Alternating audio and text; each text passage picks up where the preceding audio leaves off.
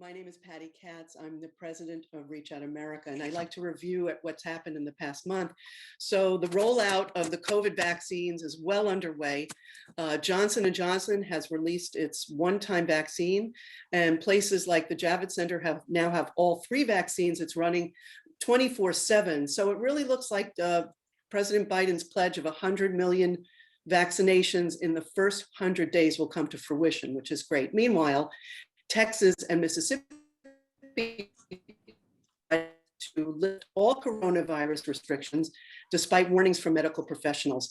The 1.9 trillion stimulus bill was passed in the House and Senate, and as of today, there were several important cuts, but it's going back to the House to be voted on today.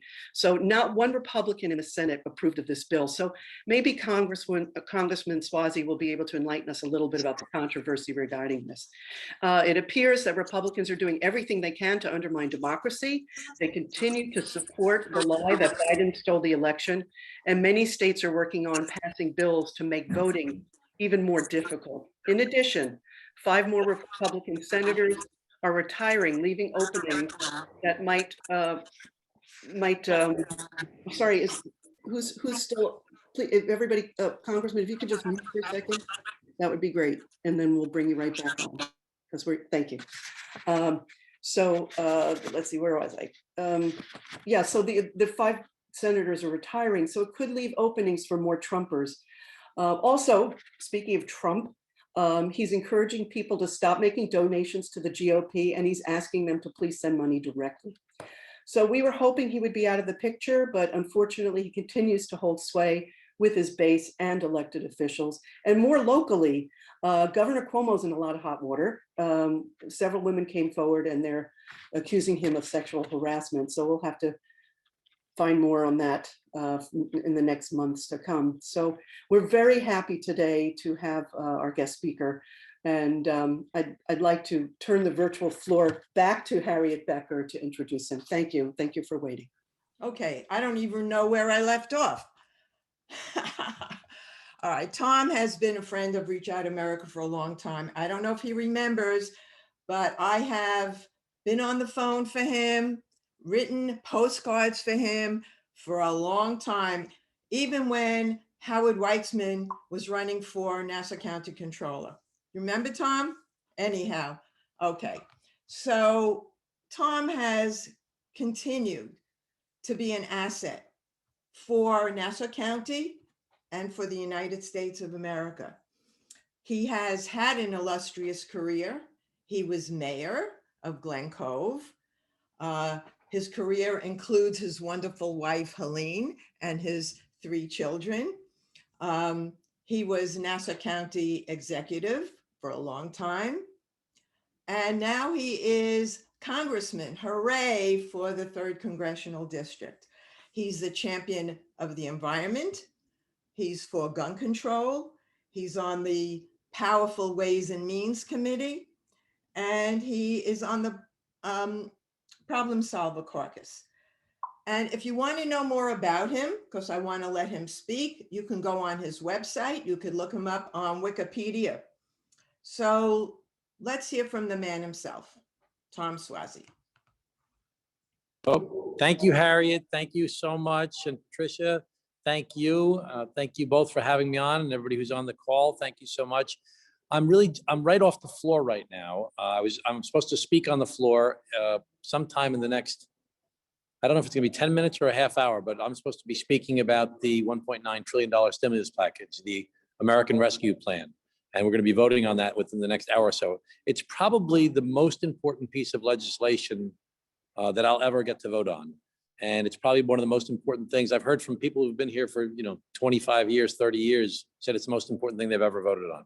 So it's a pretty significant day here in Washington, D.C. There's really going to be a dramatic improvement in a lot of people's lives. You're going to see, especially for poor people, you're going to cut childhood poverty in half because of this bill. And you're going to see the lowest income people, the lowest quintile of people in the United States of America, they're going to see their incomes go up by 20% as part of this bill. So one of the things that's really obvious to all of us is that the effects of the pandemic have been grossly, cruelly uneven. Some people are completely unscathed. Some people, nobody got sick. Nobody died. They're working remotely. They're still getting their paychecks. Their stock portfolio, Wall Street's going up dramatically. Online retail is doing great. I mean, certain businesses, fantastic. And there are other people just completely devastated. 25% of the people who make under $40,000 a year are unemployed. They can't go back to their job at their restaurant or their catering hall or their live entertainment venue like on Broadway or even, the Paramount out on Long Island or the Place or the Landmark Theater. They're just, people are just, there were people who were working 2 jobs before, living on the edge, maybe 3 jobs even in some cases. They're now homeless. People who've never been on a food line in their life are on food lines. So again, some people are fine and other people are just wiped out. I lost my father-in-law last year. He was 92 years old. He got the coronavirus and died within 36 hours. I know families lost both the mother and the father. I'm constantly telling my colleagues in Washington, I said, you didn't have refrigerator trucks full of bodies in your states. We did. And the people of New York are traumatized because of this. And we've really been through so much and we've had long-lasting impacts from that trauma, which are reflected in our unemployment rates and our cautious behavior when trying to reopen safely. And I want to give County Executive Curran a real plaudits for good job she's done in informing everybody and keeping us going here in Nassau County throughout this process. And the same thing in Suffolk and throughout the city and the state. I mean, we've really done a good job here in our state, I think.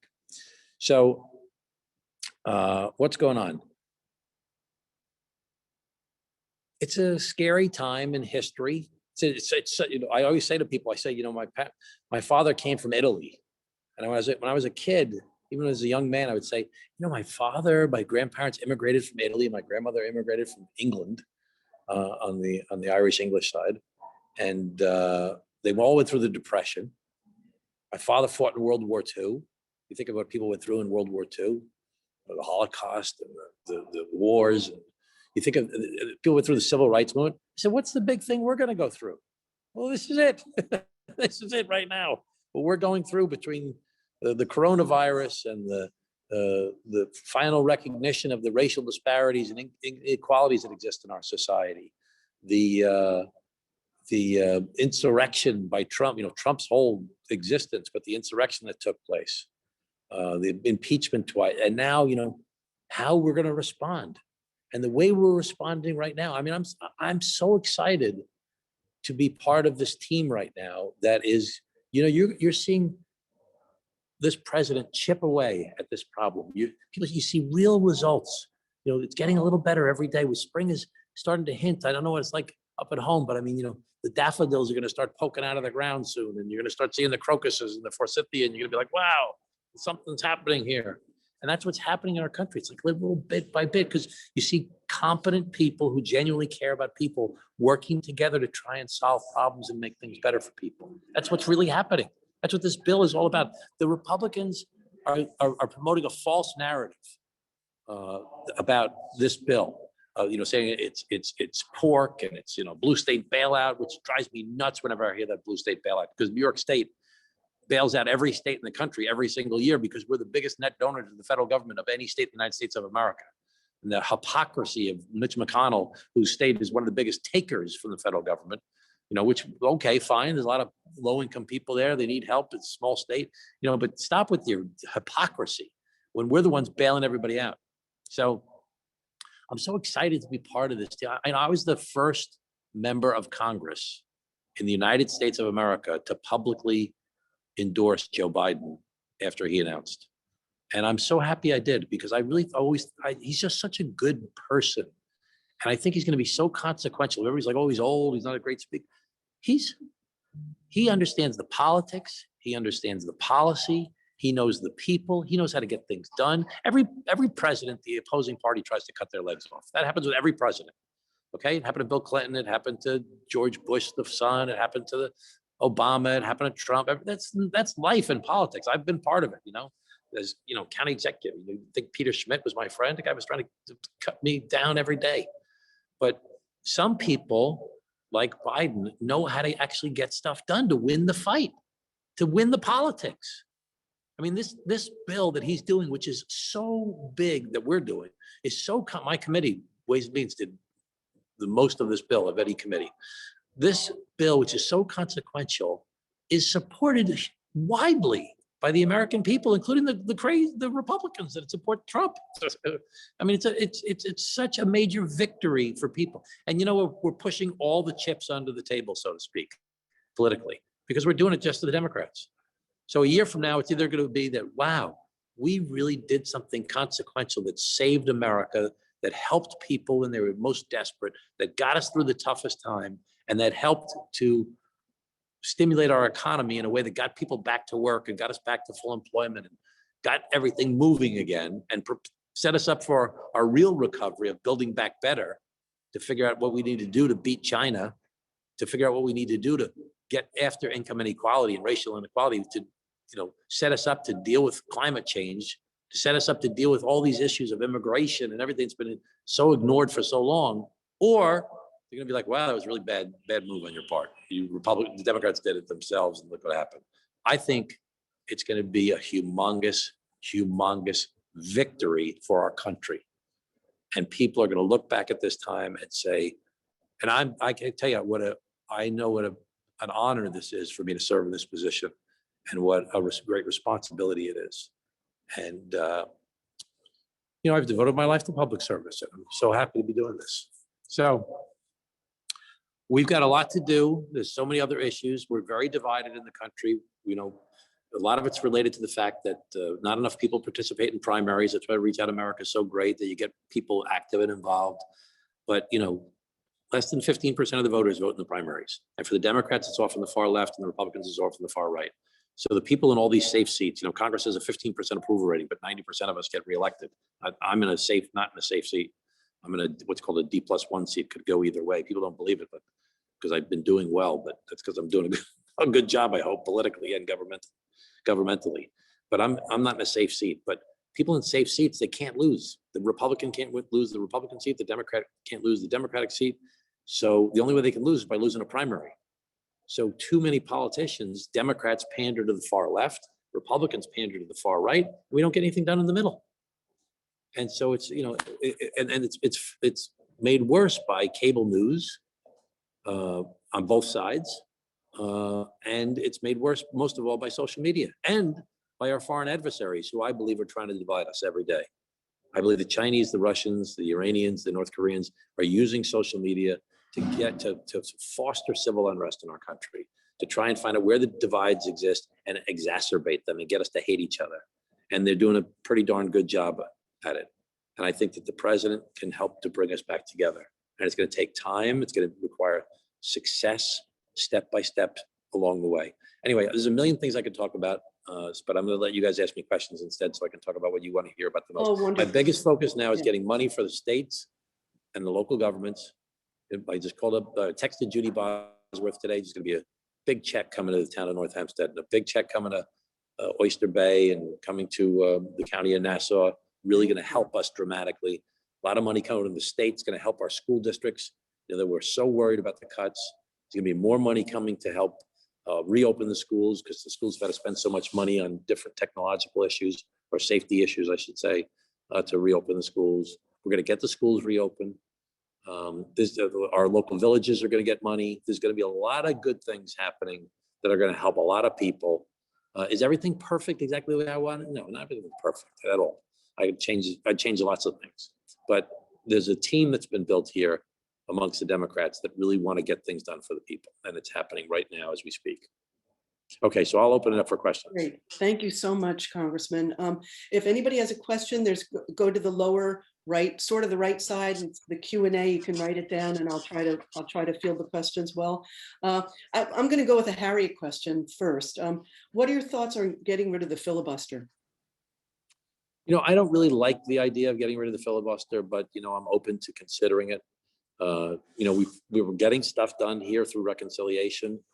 We have to try and get people to work together. I mean, our goal has always got to be to try and work together with people and get things done. And we need to see what the president says. I'm going to follow the president's lead on this. But I don't think we can get it done even if we wanted to get it done, because some senators on the Democratic side have already indicated they would not support it, but they'll try and reform the filibuster process to make it more effective and less abused than it is. So, I mean, there's kind of certain things, so how do you feel about it? I'll follow what the president says on this one. It's not really down here. The culture is if you're in the House, you don't mess with the Senate. If you're in the Senate, you don't mess with the House. But we'll see what happens with the debate as it goes forward. Right now, we've been all consumed with passing this bill, and we're passing 2 major gun violence prevention bills as well. And there's going to be a big focus on infrastructure next, which is really the big opportunity for us to try and get bipartisanship, because there's no reason that the Republicans shouldn't help with this. But that'll be a big test as to whether or not we can get them to help us with anything. Great. I have an environmental question. You've been involved in the Bethpage plume and you helped remediation monies from the Navy. Would you be able to help out with the Lockheed Martin plume? Because that's right in Great Neck and we're having a lot of issues with it that we would like to see it move faster, because they're talking about, many, many, many years from now to have it cleaned up. Yes, I will help any way that I can. Let's put together whoever's got the most interest on that on your team, together with, I'll get my chief of staff to start out with that, or maybe my district manager, either Mike Florio or Cindy Rogers. And I'll definitely help the best I can. I was uniquely positioned on the Navy Grumman plume because I was on armed services when I first came to Congress. And I used that position to not only get the Navy it was my first bill that I got passed. I actually got 30 Republican votes when we were in the minority to pass it with the help of Peter King. So to get more money for the Navy, because I was on armed services, and because I was on armed services, Northrop Grumman was very interested in what I had to say about anything at the time. So now I'm on Ways and Means. It's not quite the same as before, but I can certainly figure out how to navigate our way to try and get more pressure on Lockheed Martin. There's no government agency that's a responsible party there. It's only the private agency of Lockheed Martin. So I can definitely work on that. That would be terrific. Thank you, Congressman. I have a question from John. I'm very familiar with that stuff because I did a lot of cleanup of Yeah. Superfund sites and hazardous waste sites when I was mayor of Glen Cove. Al Gore named my city, Glen Cove, when I was there, as a model for the nation for cleaning up polluted sites. One of 16 communities in the country. It was like Chicago, Detroit, Pittsburgh, and Glen Cove. That's great. Wonderful. Okay, so you were talking about the pandemic, and over 20 million people lost healthcare due to the reliance on employer health insurance. Will you be following through on your pledge to support single-payer healthcare or back Medicare for all? No, I'm not supporting Medicare for all. I'm supporting the president's initiatives. And one of the great things we did in this plan is that we're paying people's COBRA payments as part of this American Rescue Plan, so that people who lost their insurance will be able to continue to get it through COBRA. And the president has proposed several different things about expanding healthcare coverage. One of the big things in this plan is to provide money for, there's different people get their insurance from different sources. Private employers is the biggest one. 170 million people in the United States of America get it there. 100 million people get their insurance from Medicaid and Medicare. Most of those people are very happy with their insurance. Then you have about 30 million people that remain uninsured, and you have about another, I forget what the number is now because it's probably changed dramatically, about 25 or 30 million people that get their insurance from what's called the individual marketplace. And that's where you hear the crazy stories about premiums skyrocketing and people pulling their insurance out. Well, what was always the way to fix the Affordable Care Act and Obamacare was to provide subsidies in that market so that would be more affordable, that insurance for people. And so that's happening as part of the American Rescue Plan to help make those plans more affordable. Now, the president has talked about the public option, about lowering the age that you're eligible for Medicare, and a whole bunch of other pieces that you can do to try and reduce the costs and increase the accessibility of insurance for people. Politically, Medicare for all is not going to happen.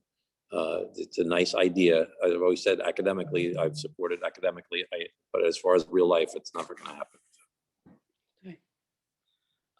We have a question from legislator Ellen Birnbaum. What's happening with the salt deduction?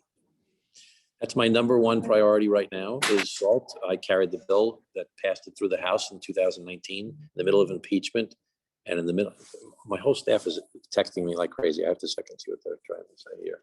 Oh, get to the floor. Okay, I have to go. I'm sorry. I'm going to be one of the speakers soon. Okay, thank you. I have to Congressman. hop. Thank you. Sorry. Okay. I'll All be on right, everyone. C-SPAN if you want to watch me on C-SPAN right now. Thanks, Tom. Thanks very much. All right. We did what we could. Anyway, all right. It's a short meeting. We didn't expect that at all. However, things happen. It is immediate that they're working on this bill right now. So it's pretty cool that we got to speak to him anyway for the time we did. I just wanted to announce that next month is our next meeting will be April 14th, and it will be Congresswoman Kathleen Rice. We really have had a remarkable season. So please join us April 14th. Hopefully she'll be able to stay the full time. And, sorry I couldn't get to other questions. And thank you all for joining us today, and we'll see you next month. And please support us in all possible ways. Thank you. Bye-bye.